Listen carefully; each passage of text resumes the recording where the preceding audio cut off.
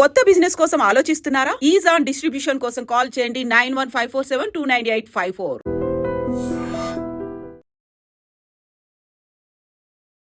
ఈడీని తమ జేబు సంస్థల్లాగా మార్చుకుంది అనేటువంటి నినాదంతో నిరసనలు కూడా జరుగుతున్నాయి. యాక్చువల్గా నేషనల్ హెరాల్డ్ కేస్ అంటే ఏంటి, అందులో నిజంగానే సోనియా గాంధీకి రాహుల్ గాంధీకి భారీ ఊరటే లభించిందా? కొన్నేళ్ల నుంచి మనం వింటూ వస్తున్నాం, స్వతంత్రానికి ముందు స్టార్ట్ అయినటువంటి నేషనల్ హెరాల్డ్ కేసు. నిజంగా కోర్టు ఏం చెప్పింది, ఊరట లభించింది అనుకుంటే ఈడీ నెక్స్ట్ ఏం చేయబోతుంది? మనం ముందు నేషనల్ హెరాల్డ్ అని ఎక్కడ మొదలైందని, ఎందుకంటే షేర్ హోల్డర్ స్ట్రక్చర్ చూసుకుంటేనే మనకి కేసు గురించి తెలుసు. 1937 జవహర్లాల్ నెహ్రూ ఒక న్యూస్ పేపర్ స్టార్ట్ చేశారు, నేషనల్ హెరాల్డ్. ఈ పేపర్ బాగానే నడిచింది, కానీ 2010 వచ్చేదాకా కాంపిటీషన్తో actually after independence it started going down. అంటే క్వాలిటీ బాగా లేకుండే, ప్రొఫెషనల్ రిపోర్టింగ్, కాంపిటీషన్ పెరిగింది. ప్రొఫెషనల్ రిపోర్టింగ్ కాదు, you are a mouthpiece of a party. నడిమిట్లో ఇన్కమ్ ట్యాక్స్ డిపార్ట్మెంట్ ఇంకో కేసు మొదలు పెట్టారు. మీరు 190 కోట్లు సంపాదించారు కదా, ట్యాక్స్ పే చేయలేదే అన్నారు. రాహుల్ గాంధీ అన్నాడు, నా శాలరీ, నా ఇన్కమ్ ట్యాక్స్, ఆయన ఇన్కమ్ ట్యాక్స్ రిటర్న్ చూపిస్తే 19 లక్షలు 20 లక్షలు ఉంది అంతే ఆయన రెవెన్యూ, ఆయన ఎర్నింగ్. 190 కోట్లు ఎక్కడ పోయింది?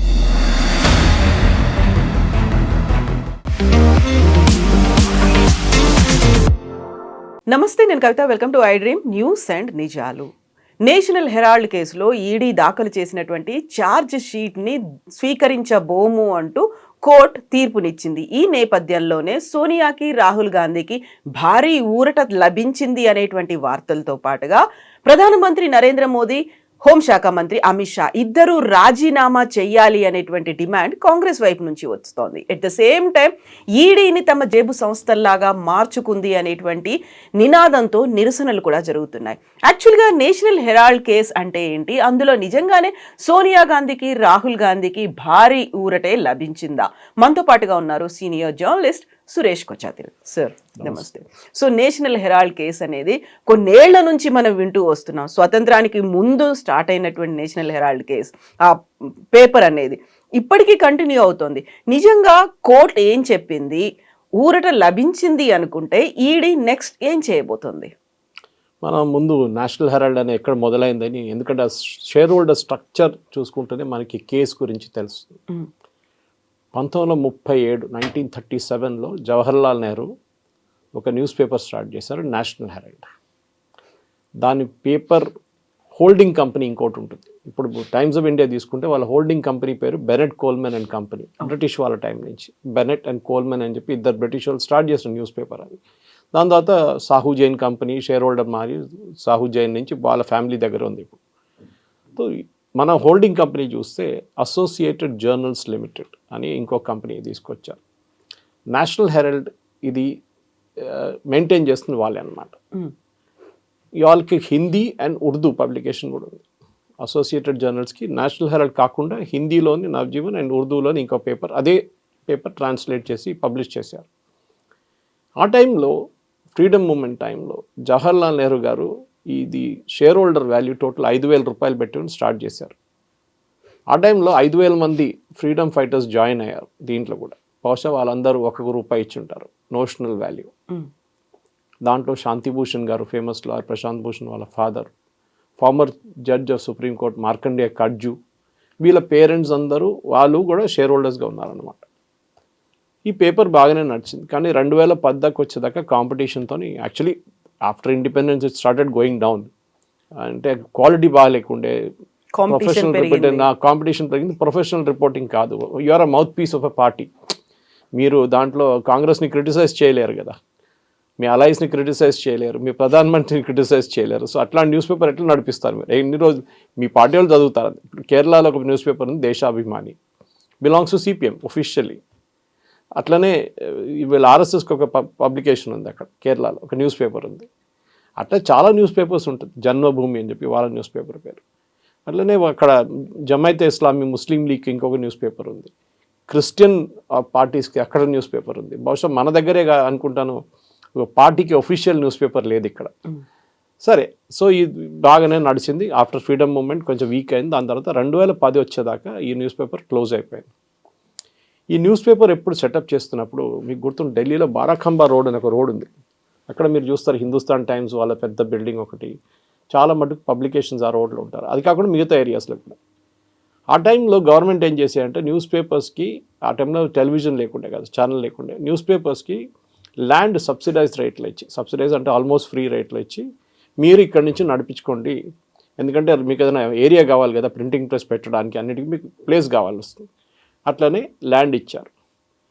ఈ నేషనల్ హెరాల్డ్ అనే పేపర్, అసోసియేటెడ్ జర్నల్స్ వాళ్ళు ఈ ల్యాండ్ అంతా అక్వైర్ చేసుకొని పెద్ద పెద్ద బిల్డింగ్లు కట్టుకున్నారు. ఫర్ ఎగ్జాంపుల్ ఇప్పుడు వాళ్ళ దగ్గర ఉన్న ఢిల్లీ బిల్డింగ్లో పేపర్ లేదు, ఇప్పుడు బంద్ అయిపోయింది, 2010లో బంద్ అయిపోయింది. కానీ దాంట్లో పాస్పోర్ట్ ఆఫీస్ ఉంది, దాంట్లో మిగతా బ్యాంక్ వాళ్ళకు అద్దెకి ఇచ్చారు. Other commercial activity which is prohibited.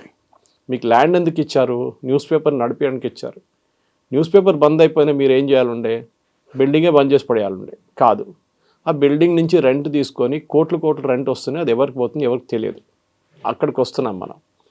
2010లో వీళ్ళు ఏం చేశారంటే, ఈ అసోసియేటెడ్ జర్నల్స్ వాళ్ళు, మా దగ్గర డబ్బులు లేవు, 90 కోట్లు మాకు అప్పు వచ్చింది, ఇన్ని సంవత్సరాల ఎంప్లాయీస్ పిఎఫ్ గ్రాట్యుటీ అన్నీ కట్టి, శాలరీలు అన్నీ పాత శాలరీలు, అది కాకుండా చాలా మటుకు ట్యాక్సెస్ అన్ని కట్టడానికి వచ్చింది, మాకు 90,000 అప్పు వచ్చింది. మాకు పార్టీ దగ్గర నుంచి అప్పు తీసుకున్నారు. ఇది కాంగ్రెస్ పార్టీ నుంచి నేషనల్ హెరాల్డ్, అదే కాంగ్రెస్ పార్టీ నేషనల్ హెరాల్డ్కి 90 కోట్లు ఈ అప్పు తీసుకోవడానికి డబ్బులు ఇచ్చారు. ఒక పొలిటికల్ పార్టీ రూల్ అంటే సెటప్ చేసిన రూల్ ఒకటి ఉంటుంది, మీ దగ్గర ఉన్న ఫండ్స్ మీ పార్టీ కోసం వాడుకోవచ్చు, మిగతా ఏ థర్డ్ పార్టీకి మీరు ఈ ఫండ్స్ ట్రాన్స్ఫర్ చేయలేరు. చాలా స్ట్రిక్ట్. అక్కడే ఫస్ట్ వైలేషన్ జరిగింది. కాంగ్రెస్ ఏమంటున్నారంటే అది మాదే పేపర్ కదా, మేమే దానికి అప్పులు ఇచ్చాం, ద ప్రాబ్లమ్ ఉంది, it is not allowed as per law. అదే టైంలో ఈ 2010 తర్వాత యంగ్ ఇండియన్ అని చెప్పి ఒక కంపెనీ సెటప్ చేశారు. యంగ్ ఇండియన్లో 76% shareholding Sonia Gandhi and Rahul Gandhi, మిగతా shareholding Suman Dubey, very close to Sonia Gandhi, Sam Pitroda, Oscar Fernandes and Motilal Vora. Oscar Fernandes and Motilal Vora ఇప్పుడు లేరు, చనిపోయారు. వీళ్ళిద్దరు ఇంకా ఉన్నారు. మిగతా షేర్ వాళ్ళ దగ్గర ఉందన్నమాట. కానీ మీకు గుర్తుండే కవిత గారు, మొదలైనప్పుడు 5,000 షేర్ హోల్డర్స్ ఉండే కదా. మీరు ఒక కంపెనీ ఇంకొక కంపెనీ టేక్ ఓవర్ చేస్తున్నప్పుడు, సో యంగ్ ఇండియన్ ఏం చేశారంటే, అక్కడికి వస్తాం మనం, అప్పుడు కేసు మీకు కొంచెం అర్థమవుతుంది క్లియర్. ఇంకా యంగ్ ఇండియన్ 50 లక్షలు పెట్టి మేము అసోసియేటెడ్ జర్నల్స్ని కొనేసుకున్నాం అని చెప్తున్నారు. ఒక ప్రపోజల్ ఇచ్చారు. అది సోనియా గాంధీ ఇక్కడ ఉంది, సోనియా గాంధీ అక్కడ ఉంది. సోనియా గాంధీకి ప్రపోజల్ ఇచ్చింది, సోనియా గాంధీ అప్రూవ్ చేసి సోనియా గాంధీకి ఎస్ అని చెప్పింది. అది కేసు అనమాట. వాళ్ళేమన్నారంటే 90 కోట్లు ఉంది చూడండి, ఆ 90 కోట్లు మేము తీర్చుకుంటాము, మేము 50 లక్షలకి అసోసియేటెడ్ జర్నల్స్ని కొనుక్కుంటున్నాం. ఇట్స్ క్లోజ్ న్యూస్ పేపర్ లేదు. కానీ ఏం మర్చిపోయారంటే, అసోసియేటెడ్ జర్నల్స్ మీద రియల్ ఎస్టేట్ వాల్యూలో ఇప్పుడున్న బిల్డింగ్స్, నాట్ జస్ట్ ఇది లక్నోలో మొదలైంది, లక్నో, ఢిల్లీ, మిగతా అన్ని మేజర్ సిటీస్లో వీళ్ళకి రియల్ ఎస్టేట్ ఉంది. ఈ గవర్నమెంట్ ఇచ్చిన ల్యాండ్తో కట్టిన బిల్డింగ్లు ఉన్నాయి. దాని విలువ 2,000 కోట్లు. ఎగ్జాక్ట్లీ 90 కోట్లు మీరు అప్పు తీసుకున్నప్పుడు కూడా 2,000 కోట్ల విలువ ఉన్న అసెట్ మీ దగ్గర ఉంది. 50 లక్షలు పెట్టి 2,000 కోట్ల కంపెనీ కొనుక్కున్నారు. ఎవరు? Rahul Gandhi, Sonia Gandhi and others. Share holder సంగతి ఏమైంది? ఆ 5,000 మంది ఏమన్నారు? వాళ్ళు ఇమ్మీడియట్లీ అబ్జెక్షన్. దాంట్లో చాలామంది చనిపోయారు. ఒక 1,500-1,400 మంది మిగిలినారు. వాళ్ళు కూడా నెక్స్ట్ జనరేషన్కి వచ్చేసారు కొంతమంది. Like Prashant Bhushan father is no more. Prashant Bhushan ఇప్పుడు ఈజ్ అ షేర్ హోల్డర్ అనమాట. వాళ్ళు ఏమంటున్నారంటే, మాకు తెలియకుండా ఈ కంపెనీ మీరు ఎట్లా అమ్మేశారు, వీఆర్ ద షేర్ హోల్డర్స్. సడన్గా ఒక 5గురు కలిసి ఈ కంపెనీని కొనుక్కున్నారు. మిగతా 1,500 మందిని తోసి పక్కన పడేశారు. ఒరిజినల్లీ 5,000 మంది ఉండే, మా దగ్గర అడగలేదు, పర్మిషన్ తీసుకోలేదు, ఏం చేయకుండా మీరు తీసుకున్నారు. So allegation was very clear. ఈ కంపెనీ సెటప్ చేసిన young Indian and company setup చేసిన రాహుల్ గాంధీ, సోనియా గాంధీ నాట్ ఫర్ ప్రాఫిట్గా రిజిస్టర్ చేశారు. కంపెనీస్ యాక్ట్లో ఒక నాట్ ఫర్ ప్రాఫిట్ ఉంటుంది. నాట్ ఫర్ ప్రాఫిట్ రూల్ ఏంటంటే, ఈ అసెట్స్ మీ దగ్గర ఏమున్నా కానీ, ప్రాఫిట్ ఉన్నా కానీ మీరు అది బయటికి తీసుకెళ్ళలేరు. ఏ షేర్ హోల్డర్స్కి జీతం ఇయ్యారు, నో శాలరీ. మీరు కావాలంటే చీఫ్ ఎగ్జిక్యూటివ్ ఎవరిని పెట్టుకుంటే వాళ్ళ జీతం ఇవ్వచ్చు, లేకుంటే ఎంప్లాయీస్ ఉంటే వాళ్ళ జీతం ఇవ్వచ్చు, but you cannot take any money. Even రేపు అది ఆ కన్సర్న్ ప్రాఫిట్ ఎర్న్ చేస్తే కూడా మీరు ఆ ప్రాఫిట్ బయటికి తీసుకెళ్ళారు. మీరు ఏదైనా ఎక్విప్మెంట్ కొనాలనో లేకుంటే కొత్తది ఏదైనా ఇన్వెస్ట్ చేయాలంటే మీరు ఆ డబ్బులు వాడుకోవచ్చు. అది కూడా ఒక లిమిట్ ఉంది దానికి. సో నాట్ ఫర్ ప్రాఫిట్తో స్టార్ట్ చేశారు యంగ్ ఇండియన్. సో మన దగ్గర ఏముంది స్టార్టింగ్లో నేషనల్ హెరాల్డ్ న్యూస్ పేపర్ 1937, వాళ్ళ హోల్డింగ్ కంపెనీ అసోసియేటెడ్ జర్నల్స్, ఇటువైపు యంగ్ ఇండియన్ అని ఒక కంపెనీ, సోనియా రాహుల్ గాంధీ వాళ్ళ కంపెనీ 76% వాళ్ళ మెజారిటీ షేర్ హోల్డర్స్, వాళ్ళు అసోసియేటెడ్ జర్నల్స్ని కొనుక్కున్నారు. 50 లక్షలు పెట్టి 2000 కోట్ల కంపెనీని కొనుక్కున్నారు. ఏం చెప్పి కొనుక్కున్నారు? 90 కోట్ల అప్పు ఉంది అండి, అది కాంగ్రెస్కి మేము తీర్చేస్తాం అని చెప్పి. కాంగ్రెస్ ఏం చెప్పారంటే, ఇదే సేమ్ సోనియా గాంధీ అటువైపు, సోనియా గాంధీ ఇటువైపు. కాంగ్రెస్ ఏం చెప్పారు? 90 కోట్లు అక్కర్లేదు, మీరు పెట్టేసుకోండి అని చెప్పారు. ఏది? అసోసియేటెడ్ జర్నల్స్ వీళ్ళు కొన్న తర్వాత మేము 90 కోట్లు తీర్చుతామని చెప్పి 50 లక్షలు కొనుక్కున్న కంపెనీకి బెస్ట్ బిజినెస్ మోడల్ ఆలోచించండి. 2000 కోట్ల విలువ ఉన్న కంపెనీ 50 లక్షలు పెట్టి కొనుక్కున్నారు. సో ఇమ్మీడియట్లీ సుబ్రహ్మణ్యం స్వామి ఒక కంప్లైంట్ ఫైల్ చేశారు. అయితే somewhere in before NDA government వచ్చారు కానీ కంప్లైంట్ ఫైల్ చేశారు. ఆల్మోస్ట్ 2010 అనుకుంటాను. అవును. ఆ కంప్లైంట్ ఏం చెప్పారంటే, this is a out right case of cheating. ఎందుకంటే ఒక కంపెనీ షేర్ హోల్డర్స్ చెప్పకుండా, వాళ్ళ పర్మిషన్ తీసుకోకుండా ఇంకొక కంపెనీ సెటప్ చేసి ఆ కంపెనీని టేక్ ఓవర్ చేసుకున్నారు. 2000 కోట్లు ఉన్న కంపెనీని అట్లీస్ట్ మీరు ఒక 500 కోట్లు పెట్టి కొనుక్కుంటే దేస్ అ రీజన్ చెప్పవచ్చు. ఇది 2000 కోట్ల కంపెనీ మీరు 50 లక్షలు పెట్టి కొనుక్కున్నారు. ఆ 50 లక్షలు ఎవరు ఇచ్చారు? ఒక షెల్ కంపెనీ కల్కటా నుంచి. వాళ్ళకి అక్కడ వెళ్తే ఎన్ఫోర్స్మెంట్ డైరెక్టర్ వాళ్ళ దగ్గర అడ్రస్కి వెళ్తే అక్కడ ఒక పోస్ట్ బాక్స్ ఉంది, అంతే, కంపెనీ లేదు. ఎవరో ఒక ఇండివిజువల్ 50 లక్షలు సోనియా గాంధీ, రాహుల్ గాంధీకి ఇచ్చారు ఈ కంపెనీ కొనుక్కోవడానికి. వాళ్ళ దగ్గర మా దగ్గర డబ్బులు లేవన్నారు. సుబ్రహ్మణ్య స్వామి కంప్లైంట్ ఏంటంటే, this is a case of cheating. వీళ్ళు దీని నుంచి వచ్చే రెంట్, ఈ బిల్డింగ్ నుంచి వచ్చే రెంట్, పాస్పోర్ట్ ఆఫీస్ కానివ్వండి, మిగతా బ్యాంకులు కానివ్వండి, అన్ని చాలా మటు కమర్షియల్ ఎస్టాబ్లిష్మెంట్ దగ్గర నుంచి ఢిల్లీలో, లక్నోలో అన్ని ప్లేస్లో వస్తున్న రెంట్ అంతా ఈ యంగ్ ఇండియన్కి వెళ్ళిపోతుంది. యంగ్ ఇండియన్లో రాహుల్ గాంధీ, సోనియా గాంధీ డబ్బులు వాడుకుంటున్నారు. అకార్డింగ్ టు ద అలిగేషన్, వాళ్ళు ఆల్మోస్ట్ 160 కోట్లు enforcement directorate has set 160 crores worth of revenue has been earned last 15 years నుంచి. 20 years కాదు, 2010లో బంద్ అయిపోయింది. అప్పటి నుంచి ఇప్పుడు దాకా 15 సంవత్సరాలు ఇంత వాళ్ళకి డబ్బులు వచ్చినాయి. వాళ్ళేమంటారు, మా దగ్గర డబ్బులు ఏం రాలేదంటారు. వేరే ప్రూఫ్ ఉంది. ఎందుకంటే ఇప్పుడు పాస్పోర్ట్ సర్వీస్ కేంద్రం నడిపిస్తుంది ఎక్స్టర్నల్ అఫేర్స్ మినిస్ట్రీ. వాళ్ళు రెంట్ పే చేస్తారు కదా, వాళ్ళు బై చెక్కే పే చేస్తారు, లేకుంటే త్రూ బ్యాంకింగ్ ఇన్స్ట్రుమెంట్స్ పే చేస్తారు. సో ప్రూఫ్ ఉంది. ఈ కేసు నడుస్తున్నప్పుడు సుబ్రహ్మణ్యం స్వామి గారు ఫైల్ చేసినప్పుడు ఏమైందంటే, ప్రైవేట్ కంప్లైంట్ అది. It is not filed by a CBI or ED or ఎవరైనా ఇంకెవరు ఫైల్ చేయలేదు. సో సుబ్రహ్మణ్యం స్వామి గారు చాలా రోజులు ఆర్గ్యూ చేసిన తర్వాత ఢిల్లీలో ఒక సెషన్ కోర్టు వీళ్ళని పిలిపించారు, సమన్స్ చేశారు. సమన్ చేసి ప్రైమా ఫేసి అంటే on the face of it there is evidence of cheating అని చెప్పి వీళ్ళ మీద 4-5 సెక్షన్ మీద కేసులు పెట్టారు. ఒకటి 403, ఒకటి దెన్ 416, 420. అన్నిటికంటే ఇంపార్టెంట్ చీటింగ్, 420 అంటాం చూడండి, చీటింగ్. ఈ కేసెస్లో వీళ్ళ మీద కేసు పెట్టారు. దాని తర్వాత వాళ్ళకి బెయిల్ ఇచ్చారు ఇంకో కోర్టు. ఇదంతా నడుస్తున్నప్పుడు వీళ్ళు సుప్రీంకోర్టు కూడా వెళ్ళారు ఒకసారి. నడిమిట్లో ఇన్కమ్ ట్యాక్స్ డిపార్ట్మెంట్ ఇంకో కేసు మొదలు పెట్టారు. మీరు 190 కోట్లు సంపాదించారు కదా, ట్యాక్స్ పే చేయలేదే అన్నారు. రాహుల్ గాంధీ అన్నాడు, నా శాలరీ, నా ఇన్కమ్ ట్యాక్స్, ఆయన ఇన్కమ్ ట్యాక్స్ రిటర్న్ చూపిస్తే 19 లక్షలు 20 లక్షలు ఉంది అంతే ఆయన రెవెన్యూ, ఆయన ఎర్నింగ్. ఇప్పుడు 190 కోట్లు ఎక్కడ పోయింది? ఇది మనీ లాండరింగ్కి వచ్చింది. అంటే దేశం నుంచి బయటికి తీసుకెళ్లారు, మళ్ళీ ఏదో మారిషియస్ రూట్ ఎక్కడి నుంచైనా మళ్ళీ ఫారిన్ డైరెక్ట్ ఇన్వెస్ట్మెంట్గా తీసుకొచ్చి మళ్ళీ ఇదే నేషనల్ హెరాల్డ్లో ఇన్వెస్ట్ చేస్తారు తర్వాత అని ఒక డౌట్ ఉండే ఎన్ఫోర్స్మెంట్ డైరెక్టరేట్. సో ఇన్వెస్టిగేషన్ నడుస్తుంది. వీళ్ళు ఎప్పుడు చూసినా కోర్టుకి వెళ్తారు, మళ్ళీ స్టే ఆర్డర్ తీసుకుంటారు, మళ్ళీ కోర్టుకి వెళ్తారు, స్టే ఆర్డర్ తీసుకుంటారు. ఇది నడుస్తూనే ఉందన్నమాట. సో ఢిల్లీలో ఉన్న ఢిల్లీ పోలీస్ ఏం చేస్తారంటే, వాళ్ళకు ఒక division called economic offences wing, EOW అంటాం. వాళ్ళు ఒక ఎఫ్ఐఆర్ రిజిస్టర్ చేశారు. నా ఎఫ్ఐఆర్ రిజిస్టర్ చేసి వాళ్ళ ఇన్వెస్టిగేషన్ మొదలు పెట్టారు. వీళ్ళు కోర్టులో పిలిపించారు, సోనియా గాంధీ అందరూ వచ్చారు. దాంతో సుప్రీంకోర్టు ఏం చెప్పారంటే, వాళ్ళ పర్సనల్ అపియరెన్స్ అక్కర్లేదు, బికాస్ ఫ్లైట్ రిస్క్ కాదు, వాళ్ళు అంటే దేశం నుంచి పారిపోయే రిస్క్ లేదు, వాళ్ళని మీరు వాళ్ళ అడ్వకేట్స్ని క్వశ్చన్ చేస్తే చాలు, వాళ్ళు అఫిడవిట్ ఫైల్ చేసుకుంటారు, కేసు నడవని అన్నాను. సుప్రీం ఆపలేదు, కేసు ఎక్కడ ఆపలేదు. ఈ టైంలోనే ఎన్ఫోర్స్మెంట్ డైరెక్టరేట్ కూడా వాళ్ళ ఇన్వెస్టిగేషన్ దానికన్నా ముందు మొదలైంది. ఎన్ఫోర్స్మెంట్ డైరెక్టరేట్కి ఒక పర్టికులర్ ప్రాబ్లం ఉంది. వాళ్ళు ఏ ఒఫెన్స్ అయినా రిజిస్టర్ చేస్తున్నప్పుడు వాళ్ళకు ఒక ఎఫ్ఐఆర్ కావాలి. వాళ్ళు ఎఫ్ఐఆర్ పెట్టలేరు. వాళ్ళకి ఈసీఐఆర్ అని చెప్పి ఇంకోటి ఉంది, but that is not equal to an FIR, first information report. అది పోలీస్ ఫైల్ చేస్తారు యూజువలీ. సో వీళ్ళు ఈ ఈసీఐఆర్ మీదనే దీనికన్నా ముందు 2 సుప్రీంకోర్టు జడ్జ్మెంట్లు ECIR is equal to FIR అని చెప్పి ఒక జడ్జ్మెంట్ వచ్చింది. దాన్ని బట్టి వీళ్ళు చాలా కేసులు రిజిస్టర్ చేస్తున్నారు అట్లా. కానీ ఇప్పుడు కూడా ఈడీకి టెక్నికలీ ఇన్వెస్టిగేట్ చేయాలని, ఫర్ ఎగ్జాంపుల్ పినరాయి విజయన్ కేసులో గోల్డ్ స్మగ్లింగ్ వాళ్ళ కూతురు లంచం తీసుకుందని చెప్పి ఒక కంపెనీ నుంచి వాకా కేసు ఉంది. దానికి అన్నిటికీ ఎఫ్ఐఆర్ ఇంకొక సిబిఐ రిజిస్టర్ చేస్తే ఆ సిబిఐ ఎఫ్ఐఆర్ మీద ఈడీ ఇన్వెస్టిగేషన్ మొదలుపెట్టారు. ఇప్పుడు జరిగింది అదే. ఇప్పుడు ఇది కోర్టుకు వచ్చినప్పుడు మొన్న జరిగిన ఇన్వెస్టిగేషన్లో జరిగిన ప్రొసీడింగ్స్లో కోర్టు ఏమన్నారంటే ఈడీకి మీ దగ్గర ఎఫ్ఐఆర్ లేదు, మీరు ఎట్లా మొదలు పెట్టారు investigation? So you cannot do that, but you can investigate using the Delhi police economic offences wing register చేసిన ఎఫ్ఐఆర్ తీసుకొని దాని నుంచి మీరు కేసు నడిపించుకోండి. It's a technicality.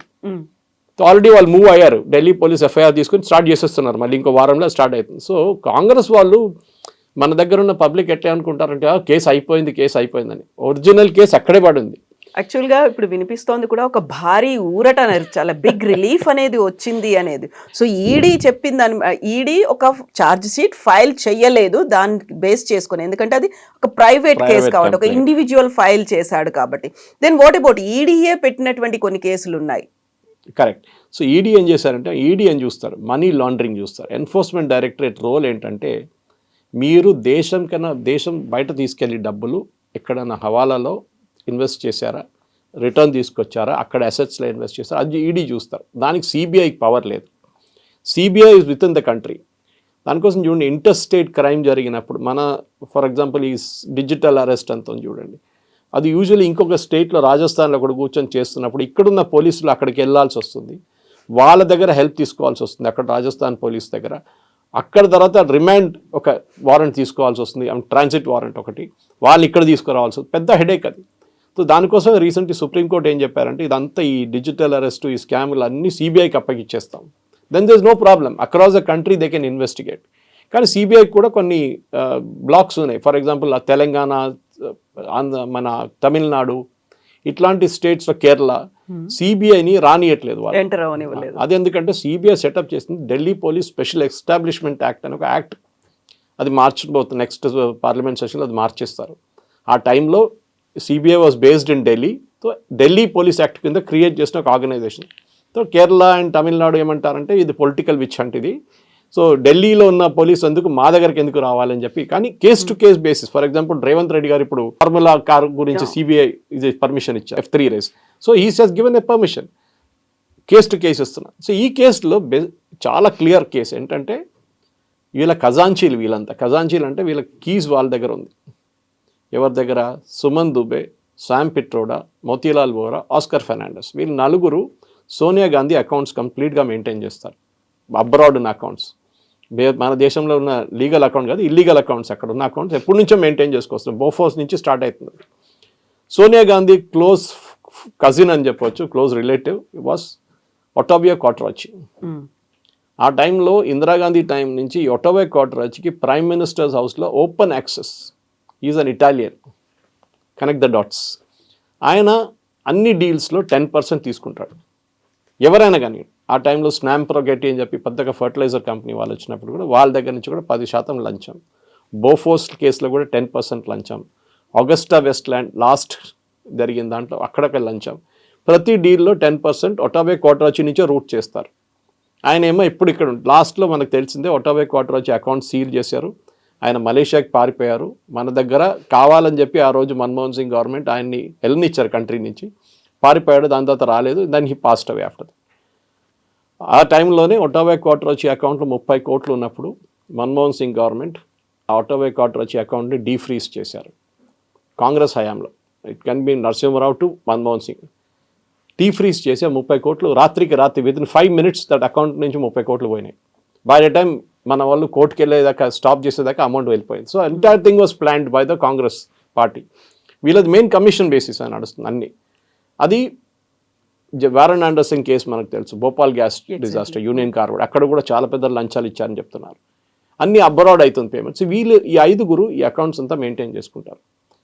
2 పోయారు, దాంట్లో 2 మిగిలారు. ఇప్పుడు ఏం చేస్తారు? సుమన్ దుబేని ఎందుకు ఇంటికి వాళ్ళ ఫ్యామిలీ క్లోజ్గా పెట్టుకుంటారు, శామ్ పిట్రోడా ఎందుకు పెట్టుకుంటారు? This is the reason why it is. So all the 4 have been charge sheeted along with Sonia and Rahul Gandhi in this case. దాంట్లో 2 పోయారు, ఇంకా 2 ఉన్నప్పుడు 4 టోటల్ అక్యూస్డ్. కేసు ఎక్కడికి పోలేదు, కేసు అక్కడే ఉంది, ఎక్కడ ఉంది అక్కడే ఉంది. ఈ కాంగ్రెస్ అదే సర్ప్రైజ్ అవుతున్నాను. సంబడి లైక్ మల్లికార్జున్ ఖర్గే, ఆయనకి ఇంత తెలియదా? It is a technicality. ఏం చెప్పారు court? That ED cannot use a private complaint, Subrahmanyam Swamy complaint మీద ఎఫ్ఐఆర్ లేకుండా వాళ్ళు ఇన్వెస్టిగేషన్ మొదలు పెట్టలేరు. బట్ ఈడీ ఆర్గ్యూడ్ దట్ మా ఈసీఐఆర్ ఉంది మా దగ్గర, supreme court has said that it is equal to an FIR, that is good enough. No, that is not good enough, మీరు ఢిల్లీ పోలీస్ ఈఓడబ్ల్యూ ఉంది అది వాడుకోండి అని చెప్పారు. వాళ్ళే రూట్ సజెస్ట్ చేసి ఇచ్చారు, that you use that route and you continue your investigation.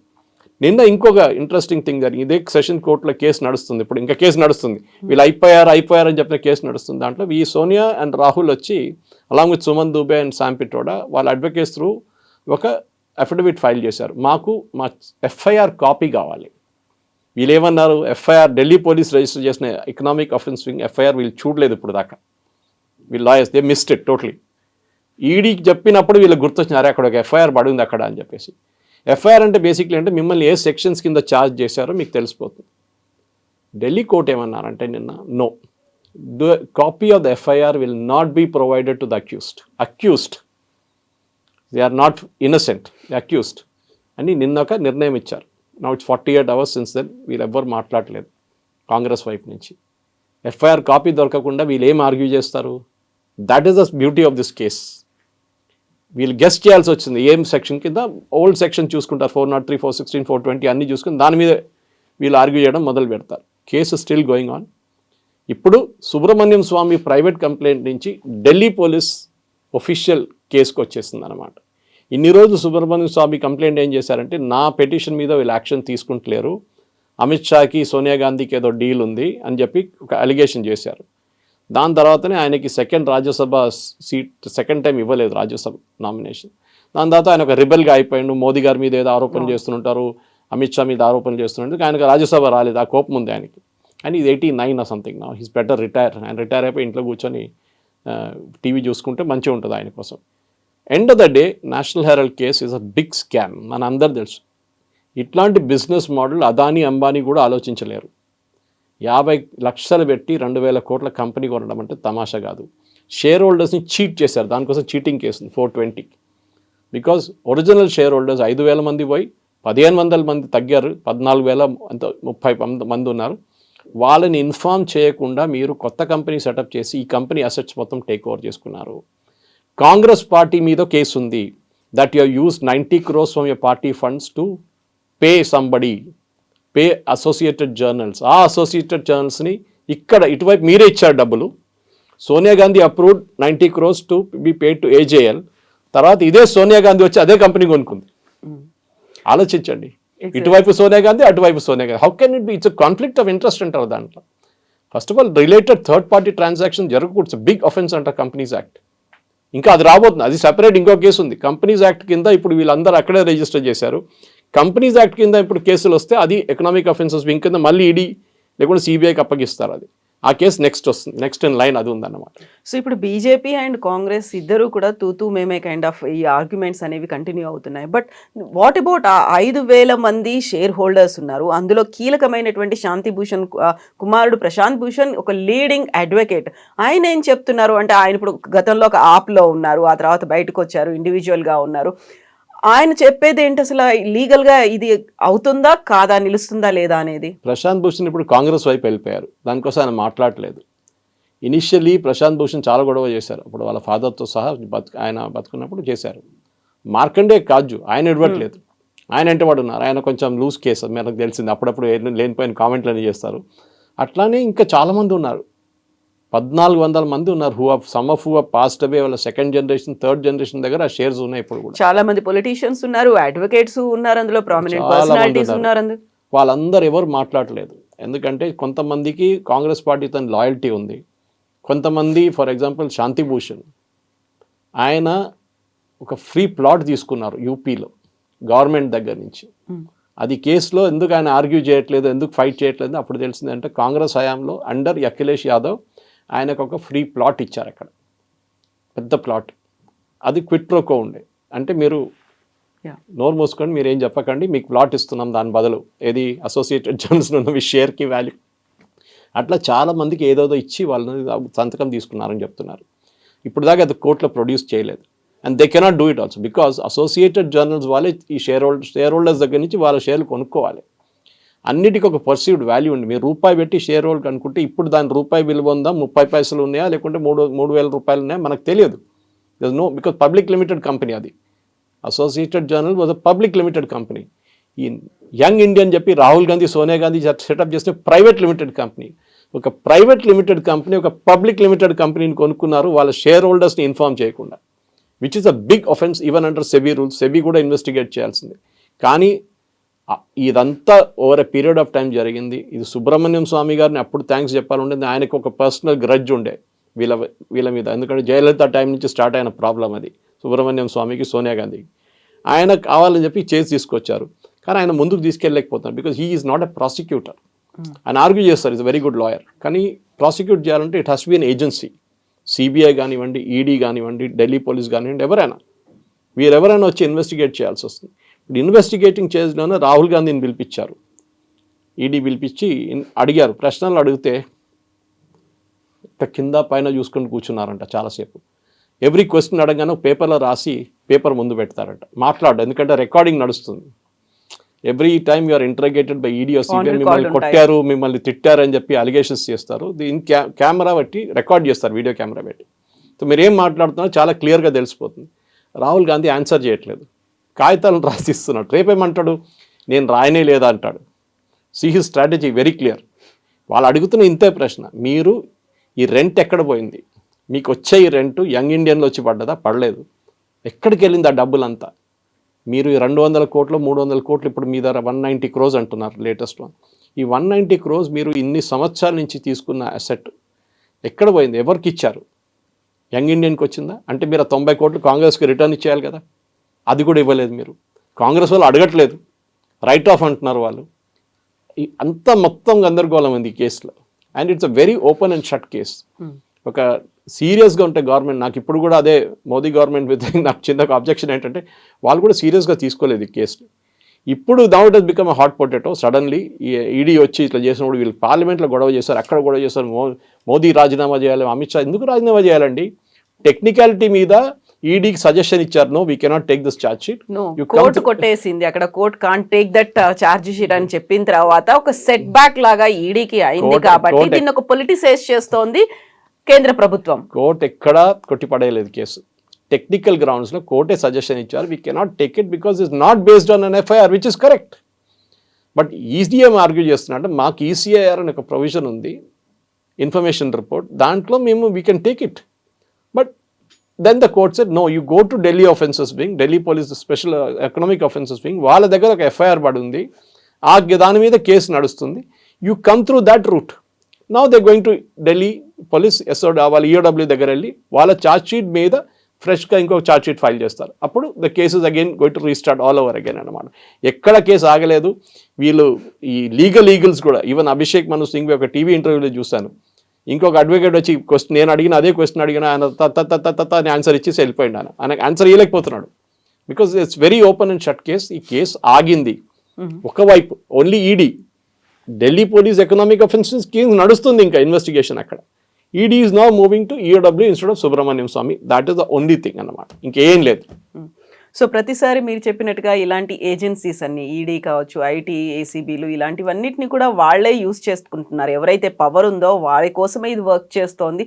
ఆపోజిట్గా ఉన్న వాళ్ళ మీద కేసులు అనేవి అలాగే కంటిన్యూ అవుతున్నాయి అన్నమాట. సుప్రీంకోర్టు మన యూపీ హయాంలో ఒక వర్డ్ యూజ్ చేస్తారు సిబిఐ కోసం, కేజ్డ్ ప్యారెట్. ఎగ్జాక్ట్లీ, పంజరంలో చిలుక. ఎందుకంటే వీళ్ళు ఆ చిలుకని బయటని వెళ్ళనియట్లేదు. They were not investigating coal scam, 2G scam, Commonwealth game scam, Agusta Westland scam. మీరు స్కామ్ల మీద స్కామ్లు ఉండే. సిబిఐని బయటికి రానియలేదు వీళ్ళు, ఈడీని పక్కన పెట్టండి. దట్ ఇస్ ద టైం సుప్రీంకోర్టులో ఈ క్వశ్చన్ వచ్చినప్పుడు సుప్రీంకోర్టు చెప్పారు, it's a caged parrot, you have hidden the parrot inside the cage, మీరు బయటికి రానియట్లేదు దాన్ని. అది సిబిఐ ఉండే. మీకు కోర్ట్స్ ఉన్నారు, ఎవరైనా వెళ్ళి ఆర్గ్యూ చేసుకోవచ్చు. ఇప్పుడు వీళ్ళు ఆర్గ్యూ చేసినట్లయితే you can go to the court. మీరు అంటున్నారు కదా తప్పు, ఇదంతా తప్పు ఉందంటే జడ్జ్ ఎందుకు చెప్పారు? Prima facie there is an evidence in this. Prima facie it's a Latin word, that is there is a offence in this. చాలా ఓపెన్ అండ్ షట్ కేసు. ఎవరైనా ఈవెన్ స్మాల్ ఒక జూనియర్ అడ్వకేట్ చూపిస్తే కూడా వాళ్ళు చెప్తారు దీంట్లో ప్రూఫ్ ఉంది. 50 లక్షలు పెట్టుకొని ఈ 2,000 కోట్ల కంపెనీ ఎట్లా కొనుక్కున్నారు, దాని నుంచి వచ్చిన రెంట్లు ఆదాయం అంతా 190 crores ఎక్కడ పోయింది, ఇది వాళ్ళు ఆన్సర్ చేయలేకపోతున్నారు. That is what this case is all about. మీరు రేపు ఆ కంపెనీని మీరు అమ్మేసుకొని షేర్ హోల్డర్స్కి డబ్బులు ఇచ్చేస్తే ఇదంతా ఫినిష్ అయిపోతుంది. ఆ షేర్ హోల్డర్స్ డబ్బులంతా వీళ్ళు కొట్టేశారు, రాహుల్ గాంధీ, సోనియా గాంధీ, సుమన్ దుబే అండ్ శాంపిట్రోడా. ఇది కేసు అనమాట. As simple as that. I think దీనికన్నా సింపుల్గా నేను ఎక్స్ప్లెయిన్ చేయలేను. This is what the case is all about. Then what about చనిపోయిన ఇద్దరు, ఆస్కార్ ఫెర్నాండెజ్ ఉన్నారు, మోతిలాల్ ఓరా ఉన్నారు, వాళ్ళ మీద కూడా కేసు ఇలాగే ఉందా? వాళ్ళు చనిపోతే ఎప్పుడు the case discontinuous from that point. ఇంకా. బట్ వాళ్ళు దేవర్ ఓన్లీ, వాళ్ళ దగ్గర కీస్ ఉండే. దాట్ బికాస్ ఆస్కార్ ఫెర్నాండెజ్ చనిపోయినప్పుడు this family rush to his funeral. కాగితాలు ఎక్కడ ఉంది మాకు చెప్పాలి కదా, కాగితాలు ఎక్కడ పెట్టావు అని చెప్పి వాళ్ళ ఫ్యామిలీతో నేను విన్నాను. I don't have any proofs, I can make any allegation, but they were very clear. Motilal Vora కొడుకు ఇప్పుడు ఎక్కడున్నారు? చాలామంది వాళ్ళ పార్టీ నుంచి బయటకు వచ్చేసి ఇప్పుడు బీజేపీలో ఉన్నారు. సో ఆ ఒరిజినల్ ఖజాంచీస్ Ahmed Patel was another person, కానీ Ahmed Patel was not handling finances. ఆయన సోనియా గాంధీ ఆఫీస్ బయట కూర్చుంటాడు, ఎవరైనా వెళ్తే 10% తీసుకుంటారు వాళ్ళ దగ్గర నుంచి డీల్ కోసం. అదే ఆయన మిస్టర్ 10% అంటారు. ఆయన కూతురు కూడా అదే అన్నారు కదా అలిగేషన్స్ ఇప్పుడు, దట్ యూనో అక్కడ ఫ్యామిలీ మొత్తం ఈ పార్టీని హైజాక్ చేసుకొని తీసుకెళ్ళిపోయారు అని చెప్పేసి రాహుల్ గాంధీ మీద, సోనియా గాంధీ మీద ఓపెన్ అలిగేషన్స్ చేస్తున్నారు ఆమె. సో కాంగ్రెస్ది ఆన్సర్ చేయాల్సింది ఇంతే, ఒకటి ఆ 90 కోట్లు ఎక్కడ పోయింది. Thank you so much sir. Thank you. And for more videos, Please subscribe to iDream. Please subscribe to iDream. Please subscribe iDream. And please subscribe to iDream. For more videos, subscribe to iDream. please like, share, and subscribe to the channel. Congratulations, iDream. Subscribe to iDream. Subscribe to iDream. So subscribe to iDream Media. iDream team అందరికి huge congratulations. Please subscribe iDream Media. Please subscribe to iDream. Subscribe iDream. Please subscribe to iDream. iDream అంటే నా కళల ఛానల్ను subscribe చేసుకున్న నోరు తిరుగుతలేదు, మీరైతే గంట గుర్తు కొట్టండి. For more such videos, please subscribe to iDream. Subscribe to iDream. Please subscribe to iDream. Please subscribe iDream Media. Please do subscribe to iDream. Please subscribe to iDream Media. For best entertainment and information, please subscribe iDream. And don't forget to subscribe to iDream.